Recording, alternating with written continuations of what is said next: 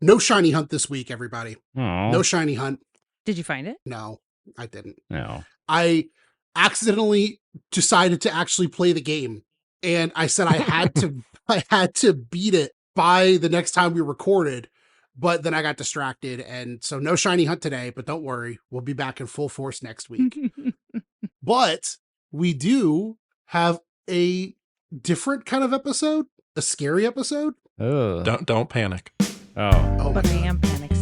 man. man, Hammer. Now I gotta. Coming up with another joke. Man. We went back and watched the the Rooster Teeth series P.A.N.I.C.S from 2005. And you know what? I really enjoyed it. I did. Yeah. I did too. Yeah. It's been a while since I've seen it. I was pleasantly surprised. I had never seen it, and I definitely giggled. She did. I was there. I laughed too. Yeah. I laughed too. I couldn't believe it. I even think I heard Miss Floppy laugh once or twice at some stuff. Knew we'd get her. To which she said, "Is this still red versus blue?" And I was like, "Oh God, no." Different game. Yeah. Yeah. So different game. P.A.N.I.C.S was I want to know so much more about P.A.N.I.C.S than is available online because it was made with the video game Fear, F-E-A-R. It was a cross venture with someone called Maybeck Productions. Oh. Unfortunately, when you try to Google Maybeck Productions, the only thing that comes up is the Rooster Teeth Wikipedia saying that they helped out with P.A.N.I.C.S. Claim to fame. But P.A.N.I.C.S actually won an award for best writing at the Machinima Film Fest in 2005. Oh. And Hell yeah. or for 2005. I think it might have been in 2006. And it was made, it looks like in conjunction with some sort of like marketing team that I'm sure you guys saw, BeSeenNow.com. Mm-hmm. Right. Yeah. Saw that name pop up. And I have exciting news. We can pool our pennies together. BeSeenNow.com, the domain is available. Oh. The company doesn't exist anymore. It must P.A.N.I.C.S couldn't get them through. So They when were like- when endeavorous folks such as us go back and watch it, and then they're like, "Oh, what's that company?" They look it up, and it goes right to Flying the Coop. That's perfect. Exactly. That's how we work the search. It was the SEOs, the SECs, something like that. We're gonna figure this out. SOS. We're gonna put it in the tags. We're gonna put BC Now Productions, and then the guy who made it, the one guy, is gonna look at Google himself one day, and it'll be us. SOCs. We'll take the Be one like, thing what he had. who the fuck are these people? It's actually even goes further, which there is another person I might have scorned. CIA. No, it's someone way lamer. FBI. But Way later. I'm just playing with acronyms now. I'm stuck. Okay, so P.A.N.I.C.S. Yes. Packy, can you hit me with kind of like the broad, like what's going on? What's P.A.N.I.C.S? The story. Oh boy, I could tell you all about panic attacks. But lame joke. Are you like leaning on your microphone like Jerry Seinfeld? I actually was at that You moment. did. I was leaning right into it. You totally Boy, did. let me tell you. Tell you all about panic attacks. Panic. It feels like everyone's having panic I can attacks sing lately. you a lot of Panic at the Disco songs. Wait, did we find out that Jerry Seinfeld he like dated a kid? Why are we bringing him up like 2 weeks in a row? Oh my Or God. 3 weeks in a row. Guys. This Oh is my a problem. God. Tisk tisk. God, We're just trying to ride those it's a problem. Cut fucking that. coattails. Hopefully they're at least What? 10 feet long, so I don't have to be too close to them. 10 feet Ooh. long and 18 years old at least. And we had even Nick dropping a cold Epstein files. At least we were outside of the first 30 seconds. Yeah. So yeah, Packy, tell us about just like the premise of P.A.N.I.C.S. P.A.N.I.C.S stands for people acting normal in crazy ass situations, which was kind of fun given that the game was Fear, which was Fear again, like First Encounter Assault Recon, I think is what that stood for. Yes. Yeah. Fantastic. Yeah. Nice. I didn't know that. Those are fun games. I don't know if this was Rooster Teeth's second machinima endeavor. I'm sure one of you will help me understand the truth behind that. I believe it was their third. Was it third? Hammer might be able to Okay. correct us, though. Strangerhood was probably their second machinima, right? And we don't talk about the Strangerhood. But basically, this was about Bravo team going in and trying to figure out who's haunting the place, almost like a Ghostbusters situation, which I thought was kind of fun. Very Gen X Ghostbusters, like that Gen X, like they have like the 4 or 5 movies that like really inspired them to become filmmakers, and Ghostbusters always seems to be in that like group. Yeah. You see that, but you also see a big crossover with like, I don't know, what was the show with Taps? The Ghost Hunters show, Yeah. Ghost Adventures. Ghost Adventures, stuff like that. Yeah. Yeah. Back on, it was like the most popular show on television for like a few years there. Pretty sure I watched some of those. Oh, I loved it. I was enamored. I didn't I didn't know they faked any of it. It took me years until a bunch of production assistants contracts ran out, and they were like, "Oh yeah, we fake stuff all the time." We The would whole have like, thing. they would have us run down a hallway screaming on the other side of the building. Just like, oh, that's not fun. Right when the camera turns around, slam the door shut. What was that? It's like, wait, did you ever see did you guys see the guy who was faking the ghost hunting videos like that on YouTube, and he had like a pretty big channel, No. but he left in an edit? Oh, Yeah, fuck. so like like he's walking in a hall, he's like walking in this hallway, and like a door slams, he goes, "Oh fuck. Oh, hey, actually like wait until I cross like right here, because you didn't really see it on video." Oh, And the guy's no. like, "Okay." And then they just left that little like 2 seconds in, and then it's him, and it cuts back to him walking, and the door slams. It was just him workshopping the scene with the ghost. That's all it was. Excuse me. He's, Sir, can we retake he's that, yes please? anding with the ghost. Can you scare me more? Yeah. We talked Back to about 1. this. But yeah, so P.A.N.I.C.S is basically that. It's a little mini series of 5 episodes. Yeah. Was that how many we watched? Yeah. The 6th episode was outtakes. We technically watched 6. I mean, technically. 5 and like some outtakes and stuff like that. Yeah. But Oh, I did not watch any outtakes. Oh my god, they They were were pretty hilarious. but yeah, so it's about Bravo team running in, looking for ghosts, getting their ass kicked. It was a specific type of ghost, because there was just one, and it looks like the same thing from Fear. Yeah, Be the a I little didn't play the games little like you, girl. Packy, but it's a little girl. 5 Yeah. guys with guns against one little girl? What was Come her name on. too? It was like, because I played the first 2 Fear games, and let me tell you, that first one scared the shit out of me. That one time that I had an old cell phone in my pocket, and I didn't know it was in my pocket. Back when cell phones were big and clunky and had a very, very loud vibrate, and somebody called me when I was trying to peek around the corner to find this scary little girl, and about shit my pants while I'm playing the game.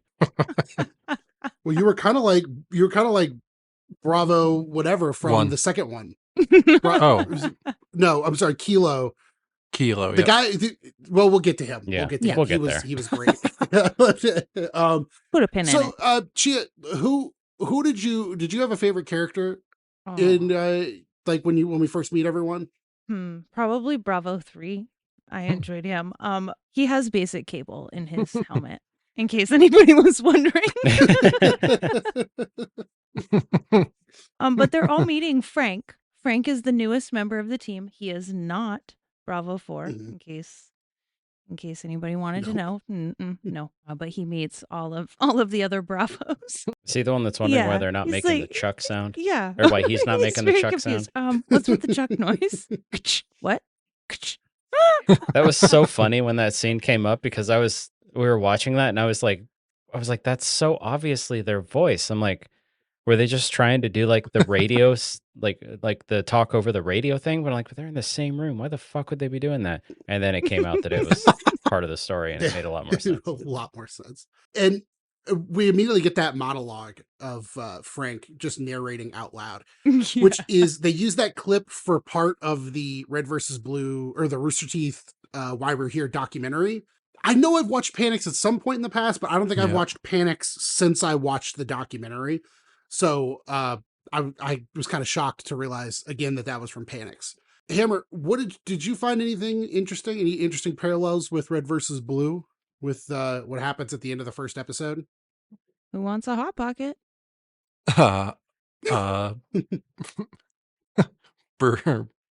Bernie's character, Bravo, well, the Bravo one at the time, dies. Bernie knows how to get out. Whoop, gone. Yep, he gets taken around a corner and gets What beaten. the And it's a hell is very a long and jitterbug? drawn out.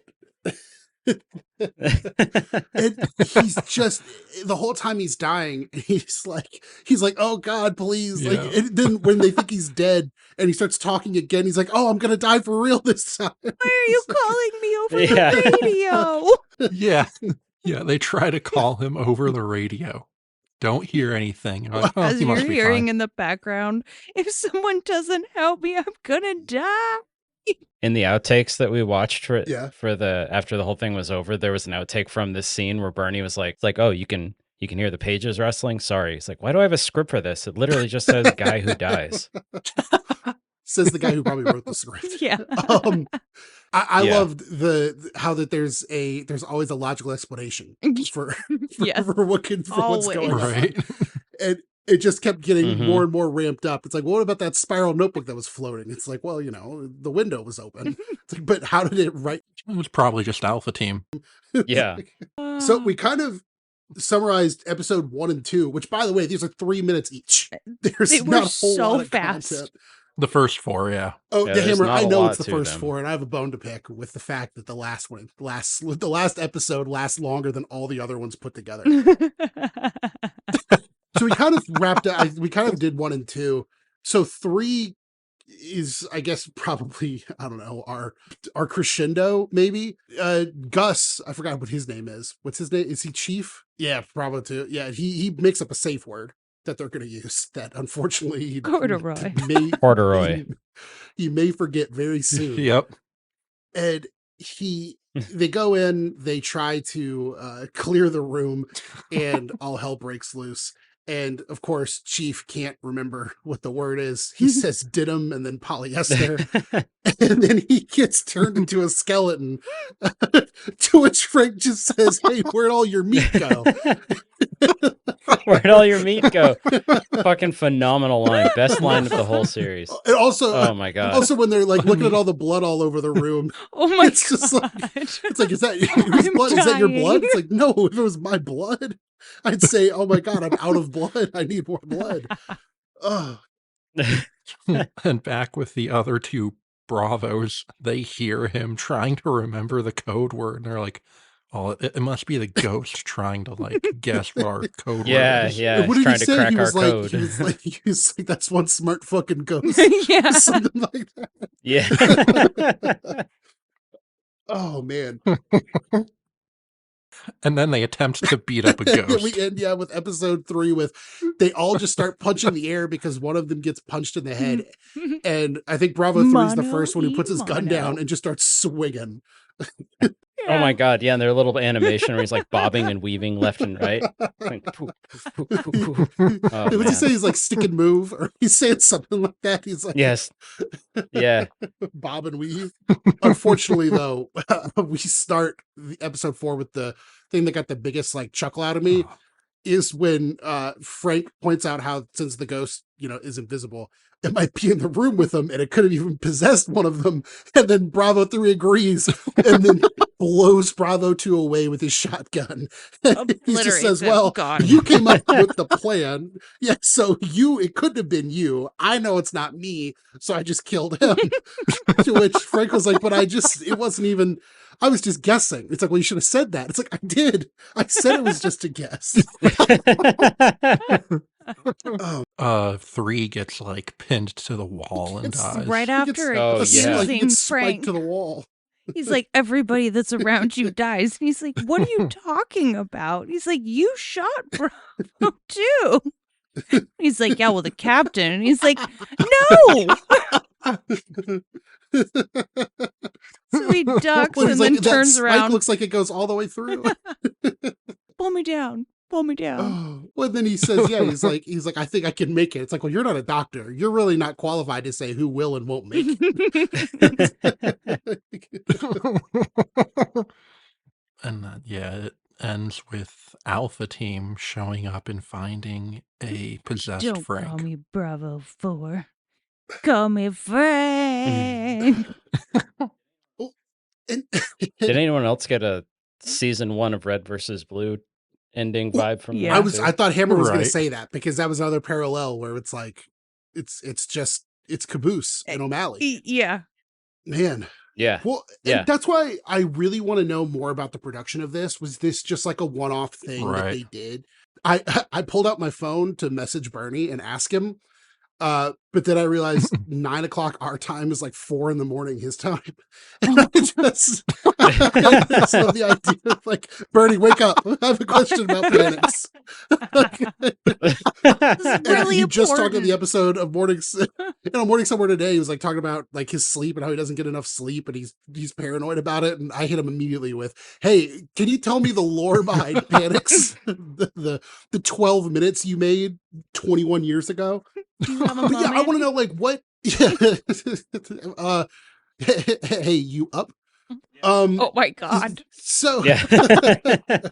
it is interesting. Like, was it supposed to be more? It doesn't seem like it because they only made 4 episodes. Was it like an obligation, like a marketing partnership thing? Was like the Mega 64 thing where they were just doing something with Maybach Studios?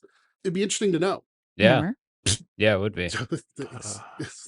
I was hoping Hammer would have something. Hammer, I'm calling in. Do you Well, there's no director's commentary Damn for me to That's true. watch.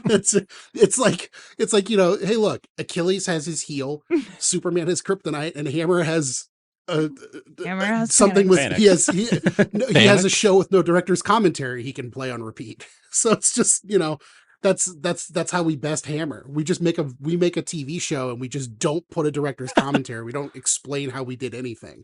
You just have to enjoy it like we did. We did get a good amount of lore in the 20th We anniversary do, and I episode. do feel like I have to defend a little bit. I've kind of shit on the 20th anniversary stuff at least once or twice on this podcast, a few times in my own videos, and a lot privately alone looking in the mirror. And I just, God.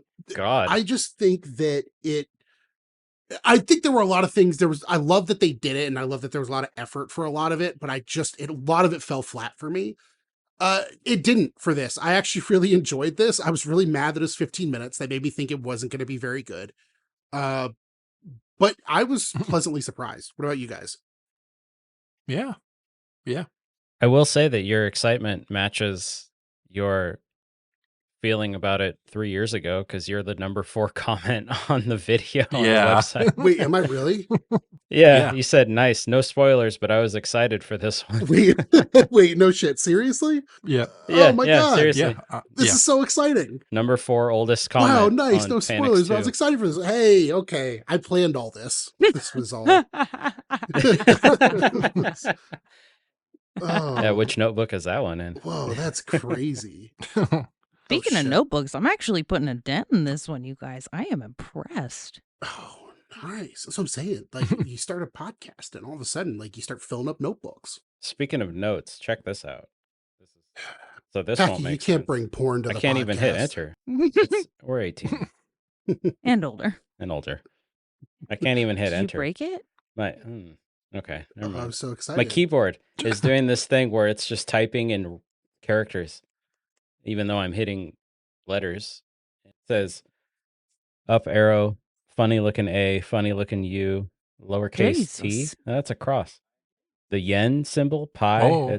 What? Yeah, it's all these like different. I don't know how to make it not do Are you this. spelling onomatopoeia? I'm like, my keyboard is having a keystroke. Oh, Oh, there we Oh go. my. It's working now. But there you go. That first half of it, that's what it Whoa. was saying. That was me typing. This is me typing on my keyboard. I think Bravo 2 got To here. say, Yeah. like, Jesus. Yep. Rename my keyboard Frank. But yeah, 18 years later, we got a new P.A.N.I.C.S, which is 15 minutes. What does this stand for? Sorry. P.A.N.I.C.S 2? What's the 2? So P.A.N.I.C.S is the old acronym, and then 2 stands for 2 wild objectives. Yeah. Yes. So in that we learn that one, did we know that the facility was called the Spiro Agnew Memorial Research Facility in the first one? I feel like I didn't know that. And they do kind of like it's like a Matrix kind of, you get the text. Actually, you know what it is? It's Laser Team. That's how the movie Laser Team starts, with like that green text on the black background. And we learn that 9 other companies went in after Bravo team and were all killed, disappeared, or a worse third thing. And the writing in this whole little bit they did reminded me a lot of Bernie's writing, especially like starting to type like different words and then deleting them. And being like, now only one company and potentially some others, and it just deletes like and potentially some others. I think Andrew Rosas wrote this. Who also was brought in to fix the Laser Team 2 script, funny enough. Did he fix it? Well, I haven't seen Laser Team 2. The story he said was that it was a complete mess. And they brought him in to like fix what he could, but he was like literally doing it during shooting. So I don't know what that process would be like, rewriting a script on set. Right. So pretty crazy. It was directed by him with Matt Hullum, who did get it. We got him a little bit at the end too. A little bit. And this is one of the very few Rooster Teeth production, not very few, but one of the few Rooster Teeth productions that has a full credits. Many Rooster Teeth videos over the years did not have any credits for editors, for, you know, especially like even like Achievement Hunter gameplay stuff. Like if you were an Achievement Hunter editor, no one knew who you were unless like you were on camera or like got into a video. So it was cool to see like credits, because it would have been like 2022, I guess. Yeah. 23. Oh yeah, you're right. 2023, of course. The 20-year anniversary. I think Andrew also dabbled with RVB a little bit. He did. Yeah, some of the PSAs and stuff. And before I hand it off, I just want to kind of say that this was the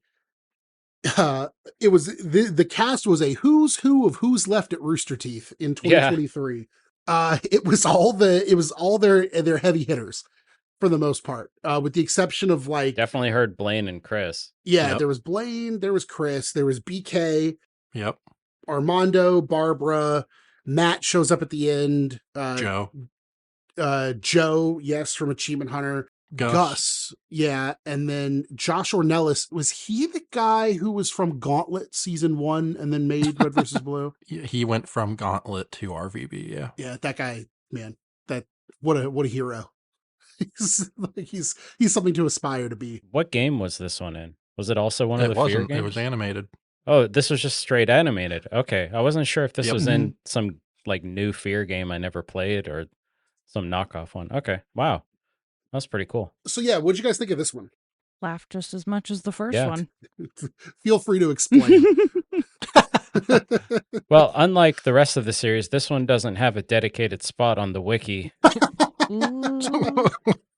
Then I will say one of the fun running bits that I think we can all talk about is that Jimmy, well, no, Jimmy's his son's name, but the character... oh my God, yeah.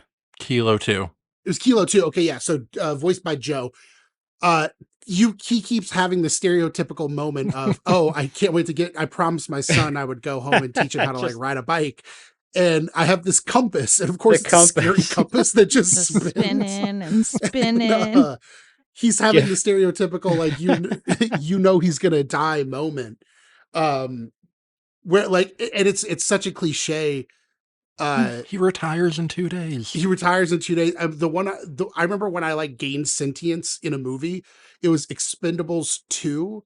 It was, I think, Thor's brother, Liam Hemsworth, is at the beginning of the movie with, you know, if you haven't seen the Expendables movies, it's all of the old action heroes with big guns, like The Rock and, you know, not The Rock. Actually, The Rock isn't in there at all. Stallone. Yeah. Rocky, his father. Yeah. Jason Statham, yeah, it's everybody. Stop.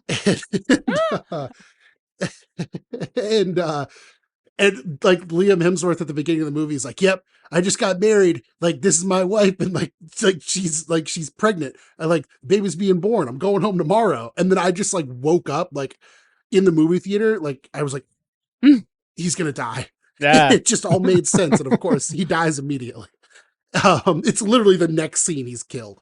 Spoilers for, you know, Expendables 2 if you're gonna Thanks a lot for that. But I was just say Kilo 1, Blaine's character, gave us a little bit of a lore dump about like the P.A.N.I.C.S universe. Apparently, which we clearly needed. Apparently, the whole reason this location started being investigated was because the AC back at HQ went out, and the colonel's secretary came here to cool off in one of the unexplained cold spots, and then disappeared. So Bravo team, followed by the other squads, was tasked with finding her notebook, which contains the Wi-Fi password.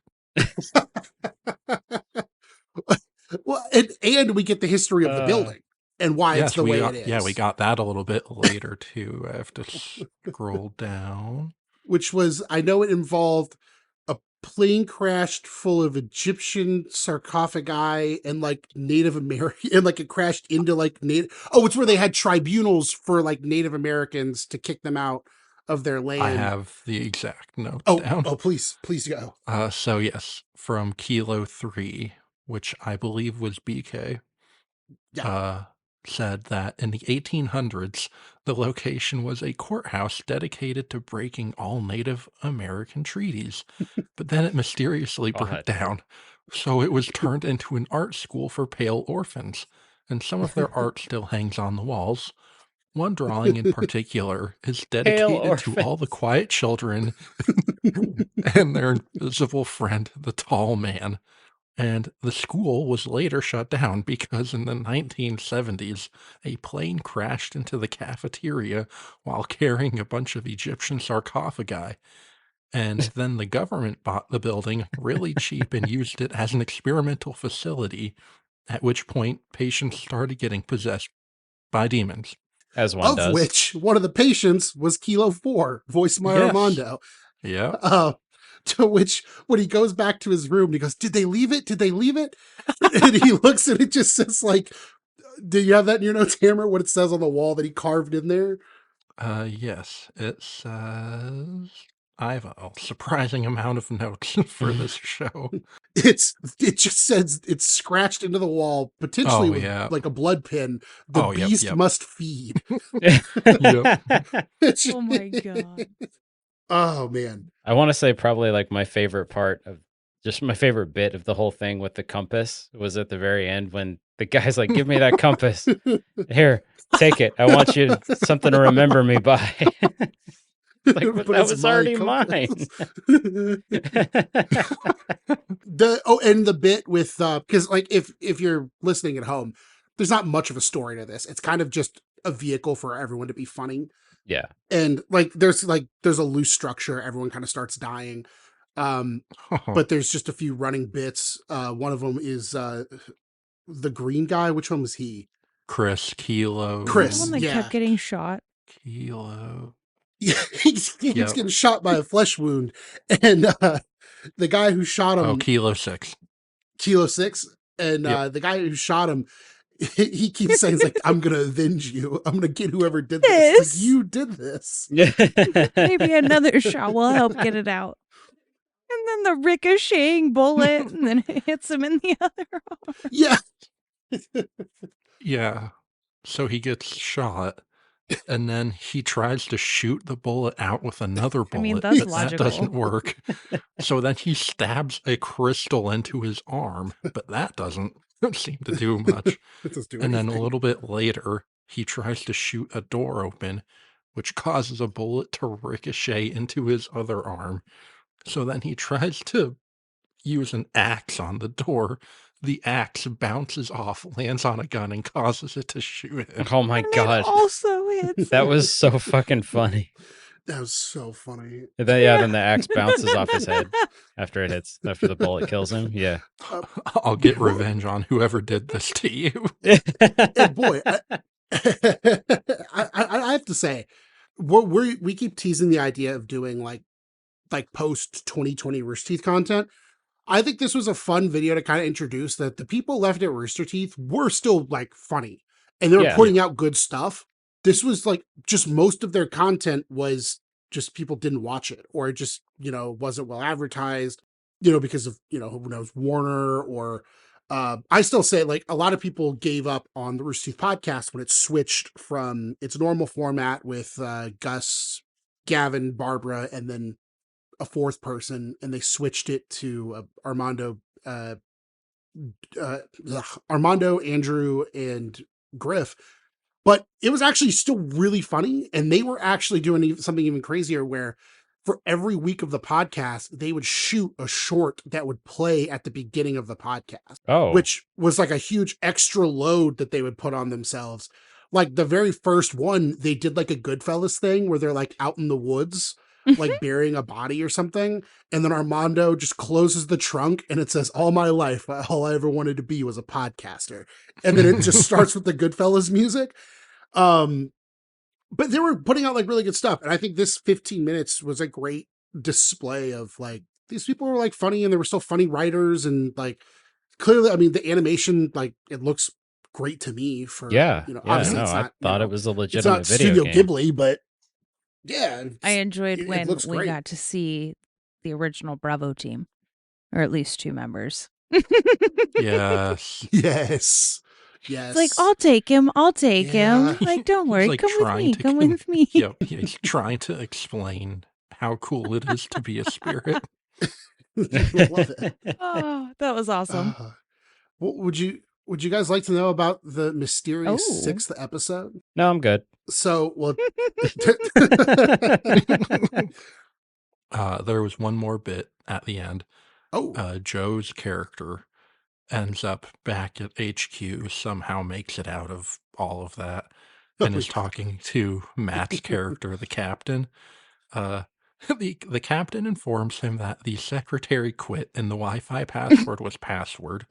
Turns out the government has sold the facility and it will be turned into a spirit Halloween. And to top it all off, Kilo 2's wife filed for divorce and is now bumping uglies with the tall man. Not the tall man. What an ending. It's not just a nickname. Oh, you know what tall mans have? Tall spirits. I don't know. That's the best I've got. Tall hearts. Pongo may be short, but his heart is tall. So yeah, there was actually a 6th episode of P.A.N.I.C.S that was on the Fear Platinum Collection DVD released in 2007. Whoa. This is from cloakedthargoid.wordpress.com /PC game collection /fear Are you okay? /platinum. Did you just try and read what my keyboard I had a typed? stroke. I did. Well, now we have to leave that other bit in. That's great. We're making content. To steal from him, he says, what is impressive is the amount of digital goodies on the first DVD. The bonus content, don't know why you put that in quotes, carried over from the gold and original director's edition, including 4 videos, a making of, a developer's commentary, and an episode 0 of the humorous P.A.N.I.C.S Machinima. Episode 0? Yeah, it's a prequel, and I looked around and I could not find it. And the people who made the Rooster Teeth fan Wikipedia, which look, hardworking, but clearly didn't want to shell out the $20 it would have taken to get an eBay copy of this game. Or this, I guess, I don't know, DVD, because it says it's a DVD. I don't know, that's odd. Why is it a DVD? Because there's a video on it. It says PC DVD compatible. Can it do both? I don't know. Anyways, so I said earlier how I was going to be a nuisance to another person. You can leave comments. Oh. The guy wrote this article in 2007. So I have typed out the comment. I said, hey, we just mentioned this on our podcast, Flying the Coop, episode 24. Please listen. And I'm leaving that comment now. All right. Unable to leave comment. Rude. Oh. Oh, I'm so sorry, everyone. Do you think Bernie has it somewhere? Oh, I was going to buy it. Oh, okay. Buy it from Bernie. I don't know. I thought I was going to I actually thought it'd be fun to buy this. I'm going to Homebrew for sure. Cause I live in the beautiful city of Austin, Texas. And I think my podcast compadres are all coming with me. Right? Yeah, boy. Well, or showing up. Hammer. Why not? I thought it would be fun. The last time I got to meet a bunch of really cool people who had seen my channel, and a few of them said that they were at Homebrew because they had watched like my videos. I thought, on my channel, I haven't done one in a while just because we've been so podcast focused, but I have been collecting obscure items to give away. Mhm. Oh, cool. That's kind of why I haven't been doing a giveaway. I've wanted to kind of collect some odd things to give out randomly. So if you please me, I will give you some strange object. Please don't. I probably shouldn't say it like that. If you Entertain amuse me. Make me Civilians. laugh. Tell me a if joke. you amuse me, Fucking plebeians. Peasants. I basically want to go everywhere. Like I want to have, because I have a box for it already that Griff has donated a ton of stuff for Cool. giveaways. So I have a box for it, and I want to just pull out like a random thing and be like, hey, that was really funny. Take this Laser Team Bernie action figure. Oh my God. It's Yes. just like, oh, thank you. Just like reward people for being Do you need to socially get interactive. you like straps for it so you can just like walk around with your treasure chest? Just pop it open and be like, Well, and that's the thing. I want to have that, and I want to like have it like Rooster Teeth treasure chest, like written on it in like backwards letters I and could stuff, help like you a with child that. did it. I'm a Mhm. crafty bee. And that would be fantastic. Oh, I have a great store we could go to get stuff for it. It's a store where like filmmakers and stuff go to. It's like a thrift shop, but for like student projects and theater stuff. And it's like the Oh. ultimate arts and crafts store. We might have to drive. Cool. We might have to drive. No, we'll go up the river, right? But then we found out that the Oh, Colorado yeah. River runs Yeah. to like our homeland. Yeah. Our Cinderland. Our homeland. Colorado, our Back to homeland. I think it's funnier that whenever I give someone, I think it's funnier that they feel like they're in town, they're at Homebrew, it's this magical experience, and they're given this piece of Rooster Teeth history. And it's funnier to me if it's something they feel like they can't throw away, but don't really want, Mhm. especially if it requires a lot of explanation for what it is. And I see nothing better than this Fear Platinum Collection DVD to tell them, listen, this has P.A.N.I.C.S episode 0. It's nowhere on the internet. I'm handing this to you, and you may be the last person on planet Earth who knows that it's on here and can do something with it. And you might be the only person who cares, or maybe it's me. But I feel like that's a fun thing to give away as like I have a few other fun things. I will tease one of them now. I bought an entire collection of Rooster Teeth winter wear with a sweater, a scarf, and a like a head thing. And I wanted to give it to somebody, but the caveat is they can only get it if they wear it immediately. And Mhm. for those of you that don't know, it'll be July or June in Austin, Texas. So it'll be 120 degrees outside. So anybody who wants to brave and put it on, What a better time to Can don have a beanie. it's actually really, the stuff is really nice, but that's kind of some of the stuff is expensive. So I have to make some sort of Love bit it. out of it so we can make content. You want the merchandise? for me. Dance, monkey. I also see why Cloaked Thargoid probably won't respond. The last article that he posted was Windows XP versus Vista. Oh, So, who won? An unbiased report of personal Unbiased. experience. Unbiased. It looks like, summary, it may come as a surprise that in my long experience with the different versions of Windows, it was Vista, the most trash-talked Microsoft OS of the 21st century, came out as the most stable. So there you go. Right from the Thargoid's mouth. It's no Windows ME. Oh, man. See, if we were more popular, this guy would be listening. He'd be like, wow, they found it. And that would be how his movie ends. I've made it. Um, Get that guy a beanie. I think about that all the time, and that's why I want us to like mention more things, because I love when like, it'll be like Rooster Teeth or Bernie or Morning Somewhere, and it'll be like, hey, Bernie got mentioned on this episodes of the Googlebot podcast. And I'm like, oh, Bernie finally made it. He's on the Googlebot podcast with Flim and Zebor. And like, oh, they're Twitch streamers. And it's like, okay, yeah, I guess he finally made it.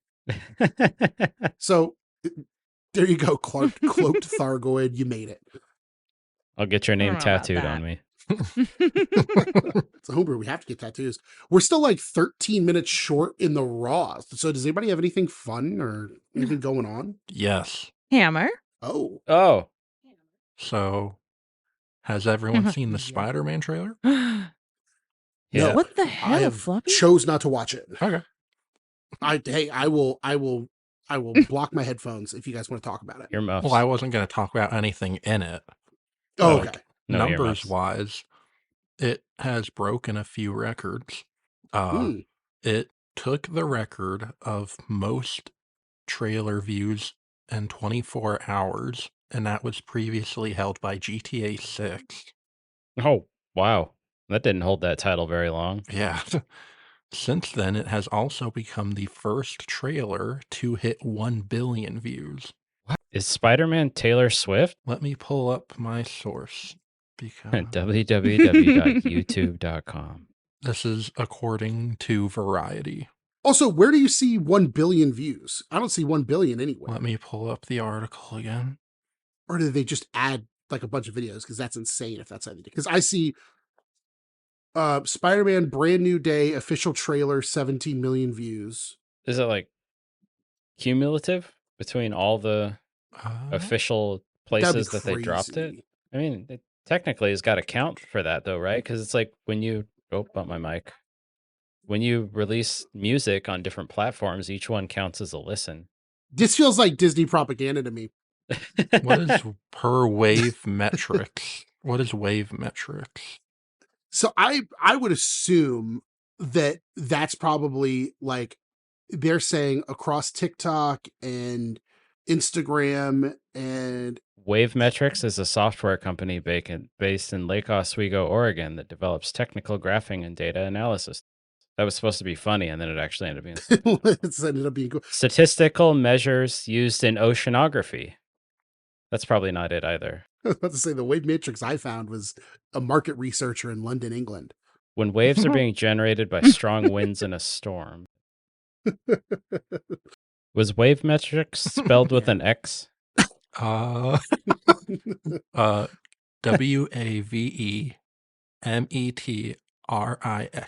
Ah, okay. That's a brand.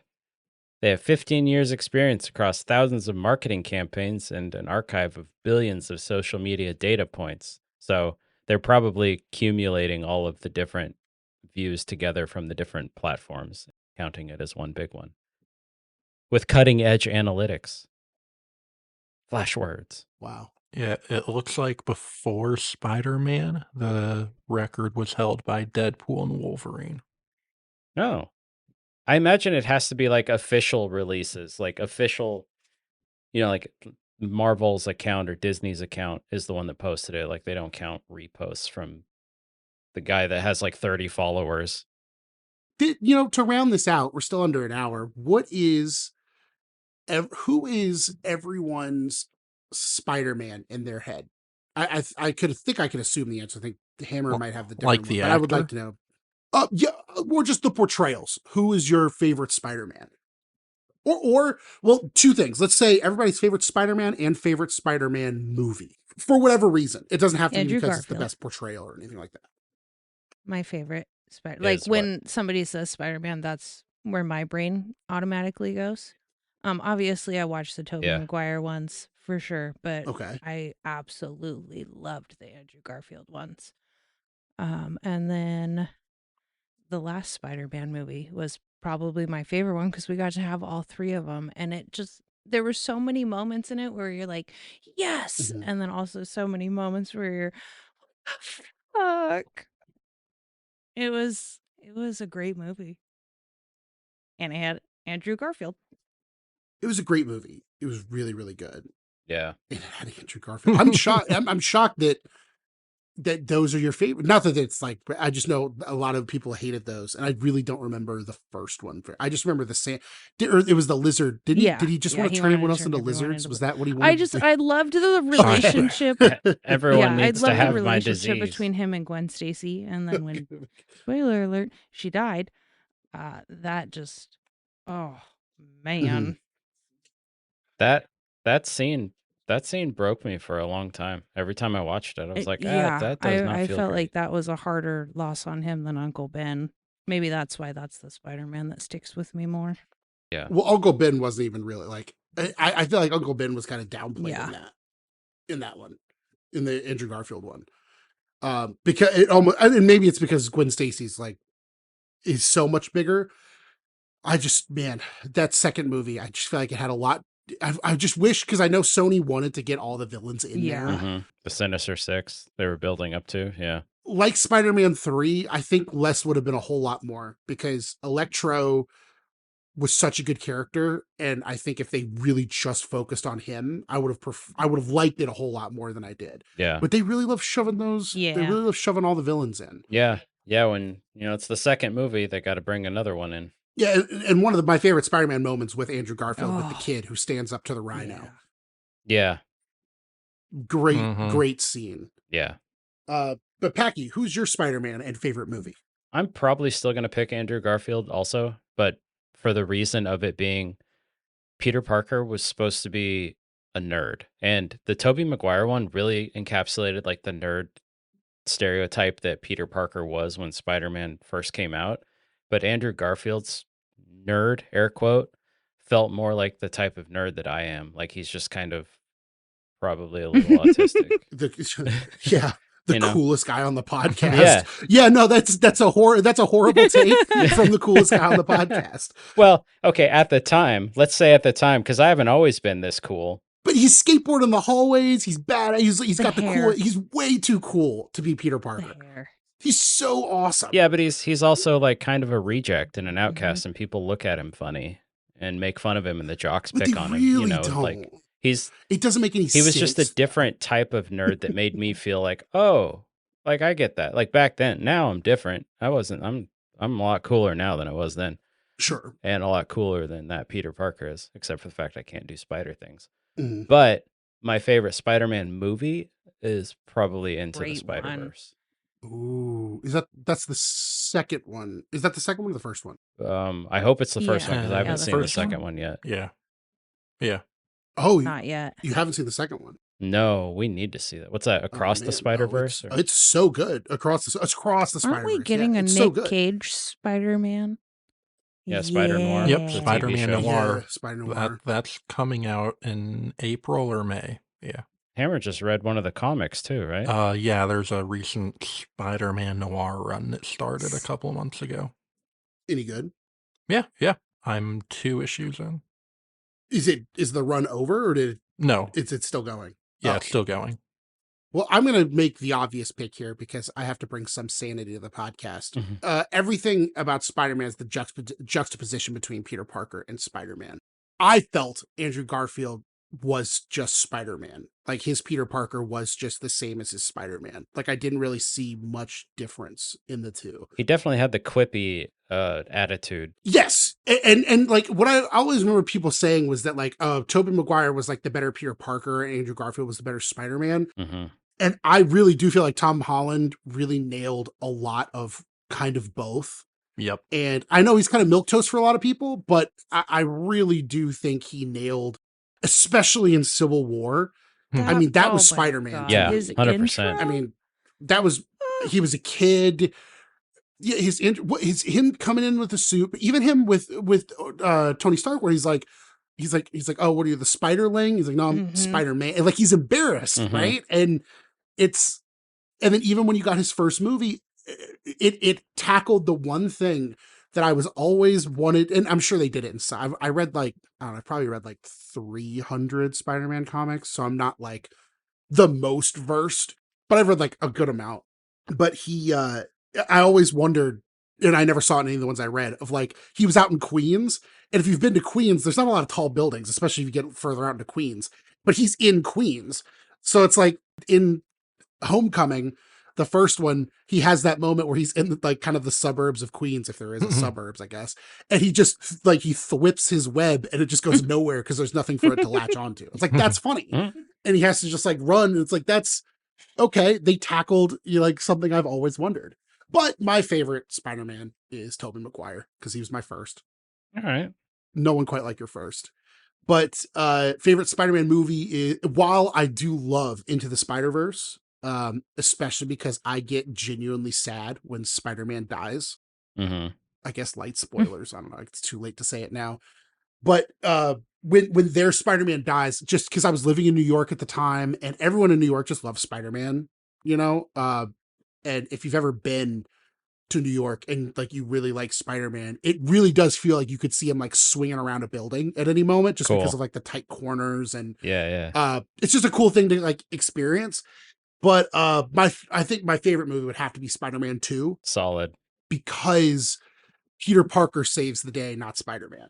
Oh You know, he yeah. pulls off his mask, talks to Doc Ock, and Doc Ock comes to the realization of like it all comes washing over him, and then his whole "I'm not going to die a monster" thing. Like, I just feel like there was a lot going on in that, and I know a lot of people didn't like it because he like lost his powers or whatever, or as they say in the new movie, he had a web block. Yeah. But like it's so emotional, and especially as you get older, I just feel like it speaks to things on a whole other level of like wanting to change your trajectory that you're on, and the anxiety of it, of do I really want to be doing this thing, and like maybe taking an easy exit to do something else just because you're not sure if you really want to commit to this thing because it's like taking up so much time or effort. Yeah. But you know, it's my favorite, and I love the moment in the new movie where he sees Peter again, and then or Tobey Maguire, and Tobey Maguire says, "Try, what did he say? Trying to do better." Yeah. Trying to do better. Something Yeah. like that, yeah. Yeah, trying to do better, and it's like, oh, that's so nice. That Yeah. like healed a part of me. Yeah. Because like, what isn't that? Especially for millennials, not that you know, Hammer, you're still young. You have many mistakes to make. But for millennials, it's like I feel like that's the perfect line for a millennial. Like, yeah, we're just trying to do better than we did yesterday. Like that's kind of the whole. That's just what we're doing. I feel like the amount of healing that the fans of the different Spider-Man got was great because Andrew Garfield's Spider-Man Yeah. saving MJ from falling. That look on his Ooh. face when he was just like, That was one I of the didn't moments fuck I up was this time. talking about. Just After him just struggling with Dude. being a failure the entire bawled. time. Like, I was just bawling. But when I'm reading comics, the voice I hear in my head is actually Insomniac Spider-Man. from the PlayStation game? From the Insomniac games, yeah. Okay. I've played the first one of those. And man, what an experience. My buddy had it on his PS4 and I was playing it. He's like, "You want to try this out?" I'm like, "Yeah, I've always been curious." And then 3 hours went by and all I really did was like swing around the city and beat up some thugs. Man, Hammer, you recontextualized the whole game because I did not think about Insomniac Spider-Man. I had a thought of it in my head, but I was like, I didn't experience enough of that game to claim it as a favorite. Oof. But did you play the beginning? no, I just kind of picked up from wherever my friend was at, which was something to do with a story inside of like a soup kitchen. Or Oh something. yeah, Feast. Mm-hmm. Yeah. Man, Hammer, great pick. I was trying to look up the voice actor. Yuri Lowenthal? Yuri Lowenthal. Okay, that is Yep. his name. Okay, yeah, shout out. Good job. I 100% at all of the Spider-Man games, including Miles Morales. I played in trophy world. I played Maximum Carnage on the Super Nintendo, which was really cool because it was like a blood red cartridge. Maximum Carnage was an awesome cartridge. Yeah, that one was so much fun. But as for my favorite movie, I am gonna go with No Way Home because it felt like Tom's Spider-Man sort of took the first steps about what it really means to be Spider-Man. Yes, And who better to 100%. learn it from than Tom and Andrew, or from Than other Toby Spider-Man. and Yeah, especially when he was faced with that moment where he could have gone the other way and like just avenged his aunt and everything like that. Which, by the way, the whole Aunt May dying instead, that thing, because we Right. never had an origin for this Spider-Man, I just assumed that Uncle Ben Right. had been dead for so long they just didn't talk about him as much. Or that maybe Tony was Mhm. going to be his Uncle Ben that died. And then fucking Aunt dies too. I'm just like, Jesus Christ, this is Also, amazing storytelling. Dude. I saw a post that when Tobey Maguire stops him from killing the Green Goblin, like he's not really using much strength. He's just kind of holding it. But yeah. He's What, Toby? stupid strong. Oh yeah, because Toby's actually like And yeah, ridiculously like strong. Yeah. Tom's Yeah. trying. He's trying to like push through him, but even he can't break through him. And he's just like looking at him like, buddy. Like, bro, Come this ain't the on. way. And it links up with Toby's Spider-Man so well because, and like I've seen people being like, "Oh, that means Toby, like in his timeline, killed someone." It's like, no, I think it goes back to Spider-Man 1 where he chases the guy who killed Uncle Ben. Well, Right. Spider-Man Yeah. 3 retconning that was stupid. Yeah. But the guy who actually Spider-Man killed 3 Uncle was Ben in the stupid. first one, yeah, it had a lot of issues. Yeah. But him, and then the guy, he like fell off that construction building and died. And it's like, I think that was because like he didn't directly kill the guy, but it didn't make him feel any better. It didn't do anything. I really felt like that was the connection. That fucking Spider-Man 3, man, that fucking plot point pissed me off so much with the butler being like, when I cleaned your father's wounds, it was from his. This whole You wait time. this whole time to tell him? Yeah. What the hell? No, the best part of Spider-Man 3 is when Venom and Sandman meet in the alleyway, because in the movie, like, they didn't establish that like they know each other. Right. So they meet in the alleyway and they're like, I hate Spider-Man. It's like, I hate Spider-Man too. And it's like, let's kill him. It's Let's be best the friends. worst scene. Yeah, it's so terrible. Oh, And man. oh man. Without talking about the trailer, this new one seems like it'll be a strong contender. It's Yeah, I was gonna ask seriously. you, Hammer. My perception is that it seems, and I really, it's a question for everybody. My perception is it seems like we're going to get kind of a restart of Spider-Man, which I know a lot of people didn't love that plot point at the end of No Way No Home. Way Home. Yeah. But getting to start, and it's the memes I'm sure you guys have seen on TikTok where it's like Spider-Man fans when they see Peter Parker broke, sad, with no girlfriend and like on the brink of suicide, and it's everyone cheering. It's like, yeah, totally. That's what we like. How do you feel, Hammer, about that?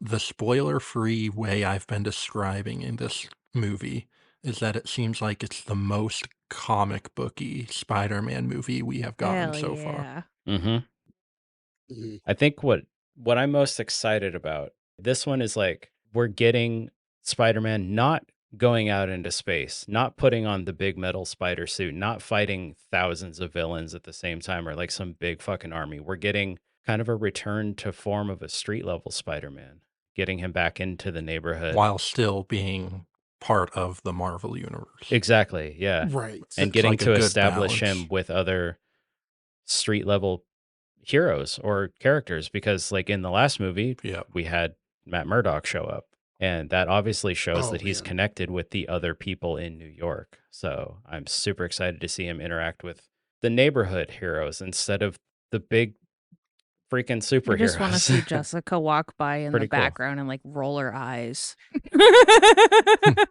Oh. Or like what was the X-Men movie where like they go to recruit Wolverine and he's like, fuck off. Yeah. Like I could totally see Jessica Jones doing that where they're like, we Yeah. need an investigator. He's like, go fuck Yep. yourself. And she's just like drinking a scotch. Oh It's my like, God. okay, yeah. Speaking of Jessica Jones, I heard that she said that she wants to do a scene with Burn Yep. Bell's Punisher. Be like Goth Mommy and Daddy working together or something like that. Oh my God. Jessica the Uh, Punisher. Yes, please. Oh my God. gosh. That's sick.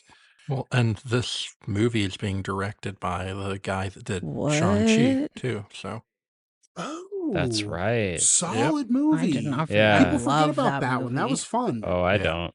I want more. I want more of that movie so it's bad. really good. That whole universe is great. Man, we used to be a proper country and we used to like kung fu movies, Yeah. and nobody talks about like Crouching Tiger, Hidden Dragon, like almost won an Oscar and then it didn't. And then we didn't have kung fu movies for 20 years. Not that we did Crouching Tiger, Hidden Dragon, but I just mean like people didn't talk about him anymore. Yeah. Like all Jackie Chan has ever done is like, remember that I was in a Karate Kid movie? Here's another one. Yeah. And like, and then like remember in Office Space, like that's the whole thing. Like that's how Peter hits on Jennifer Aniston. He's like, I don't want to go to work. What I want to do is I want to go home and watch Kung Fu. Do Yeah. you like Kung Fu? And Jennifer love Aniston's Kung like, I love Kung Fu. I don't like to talk about my It's like, flair. that's perfect. I don't like to talk about my flair. Only other thing I feel like it's worth mentioning is there was something on the Rooster Teeth subreddit kind of recently that was just kind of interesting. I've mentioned it to you guys like off podcast, but someone found or bought the Xbox that used to belong to Knuckles Dawson. I saw that, David yeah. Dreger, who was an old Rooster Teeth contractor, from my understanding, who was, I believe, let go from Rooster Teeth because there was some controversy. And I obviously I didn't know him. I don't think anybody here knew him personally, Right. especially, No, right? I just remember his name popping up. Yeah, and he went missing for a few days, and unfortunately, he ended up taking his own life. But I just thought it was fascinating, and it was really cool to see that, like, aside from anything that happened with him, that Xbox fell into the hands of somebody who actually would know who that was Yeah. and be involved. Like, what a crazy coincidence. Yeah, what are the odds of that, you think, of like imagine like finding this piece of memorabilia that has a pretty generic purpose otherwise, but it just happens to be tied to somebody that you were aware of. The fact that it fell into the hands of one of, probably a few thousand people who would remember him, 15 years later. I just thought it was kind of nice. This bread box actually belonged to Jesus. Got Got nothing. It's where he stores his extra body parts. Boy, I didn't mean to bring down the energy, but I just thought it was a weird coincidence that I just feel like it was worth mentioning because I haven't Yeah. seen it mentioned anywhere else. Yeah, no, that was really super fascinating to see. What day is this coming out? I'm This gonna is say coming out. some Sunday, one of these Sundays. She is right. It'll be a week from this Sunday. Oh, actually, as of recording, as of us recording this, tomorrow, episode 5 of Silence Kills comes out. Oh, yes. Then go watch Silence Kills. Hell yeah. Hammer's Machinima series. Hell yeah. Oh, You might hear Packy in it. I did a thing. Oh, yeah. You did a thing. Well, you will see us, kind of. We also were machinimating. Yeah. Yeah. in the way that we did exactly what Hammer told us to do. And nothing Yeah. more, nothing less, right? You dog sniffing his ass. I did dog sniff Hammer's ass. The second time, the first time you But punched him in the back of the head. Time, the first time yeah. Well, and I got off. We got off, and I told Miss Floppy immediately. I was like, I got to record every one of these going forward from now on because Right. the last 2 times we've done this, There was some or gold the last in there. 3 times, I guess, it's been so funny that I can't believe we weren't recording. Right. But do you want to kind of give your elevator pitch of Silence Kills, and we could even make it into a short? You got 11 floors. It's And I'm a very busy man. Business. it's sort of like the Rogue One of Red versus Blue. It's the events leading up to season 6 within the Valhalla location. It's essentially taking Walter's report in the first episode and expanding that into a 6-episode thing. Hell yeah. It's so good, and it's been fun to watch you because you're obviously a talented guy, but like you're a young guy and like you have so much passion for it. It's been fun episode to episode to watch you get better at all of it too. Yeah, it's only been. I don't know if you can it's even only notice been it because you're so close upward to progress. Yeah. Oh yeah, I'm so excited to see this next. Well, oh yeah, because on the channel you can see the old version of episode 1 and compare it to the actual episode 1, and it's such a big difference. Yeah, it was. I've been a fan ever since I reached out to Hammer I asked him if I could do a little advertisement for it on my channel. Nice. Probably like almost a year ago, maybe. I don't remember exactly when that was. Hammer was nicer to me then. He didn't have to meet me yet.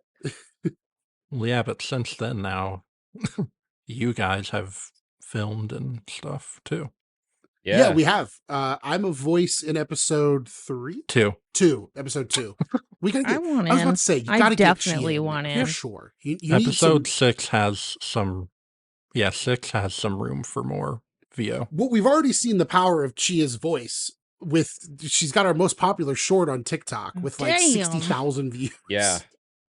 You reached out to me. Oh, okay. You reached out to me almost a year ago now. April 29th. Was that before or after It was he on the wanted website, to buy right? something from you? No, this was in Discord. Oh, it was on Discord? Yeah. Yeah. It was definitely after I wanted to buy something from him. Because that was like, for those of you that aren't on the Discord, I reached out to Hammer randomly because he had posted his Rooster Teeth gubbins. And I was like, hey, you ever going to sell? If any time you see a post on the Rooster Teeth subreddit get popular, or not even get popular, you see a post with someone going, I'm selling X, I can guarantee you they have a DM from me that says, hey, or no, actually, no, that's not true. If anyone ever posts any merchandise, not even that they're selling it, just like, oh, I have this thing that I wanted, or that I really love, and it's my most cherished thing, I always message them and I say, if you ever want to sell it, how much you want for it? I'm here. I'll admit this now on the podcast. I offered, you may remember probably about a year ago, there was a guy on Hammer's laughing because he knows I've made a lot of offers on things. There was a guy who posted on the Morning Somewhere subreddit Bernie's business card from when he worked at Telenetwork. Oh, yeah. Back in 2001, and he did the guy's internet, and the guy just held onto the business card. I offered to buy it from him for a obscene number of like not obscene. I'm not rich, but like I offered like way more than any human rightfully should for something so stupid. But my ultimate goal is I want to buy the Buda apartment from that grumpy old man, and I want to turn it into a Rooster Teeth museum, and I need to collect items for that. I mean, if you wait long enough, he won't be using it. It's fair. Yeah. Mm-hmm. So what you should have done is taken that guy's Bernie business card and wrote your number down on it of what you wanted to offer him for it, thereby decreasing its value. Oh, I could. Fuck, that's so smart. He probably lives near me too because he got internet service around Austin. Yeah, that was so cool. I saw that and I was like, I don't know how many people there are in the world that. And the guy never responded. He probably thinks I'm a freak. What would let me ask you guys to end the podcast, what would be a crazy number for me to offer him to buy a business card? And like, let me be clear. I get that just even offering to buy it is insane, but what's a crazy number? That's like, just, again, it's not like that crazy. Well, nobody can make any more guesses. I offered it $250. Damn, I was gonna say. I was gonna say 200. Baby, but... Well, okay, I was willing to go up to 500. I every time I write you should down, tell Bernie that. Have him send you one. if he still has one, who knows? Oh man. Well, thank you for watching another episode of Flying the Coop. This was a lot of fun, guys. We need to do more talkabouts. Yeah, a little more stream of consciousness. I'm down. These are fun. And then we have to cut all the Epstein stuff. Did you go to Mario Island? Hey, we don't plug other podcasts. They haven't made it yet. We need to make sure Nick comes back to advertise Good Morning from Hell. We can't give him the free advertisement now. Bye. Bye. Adios. Bye.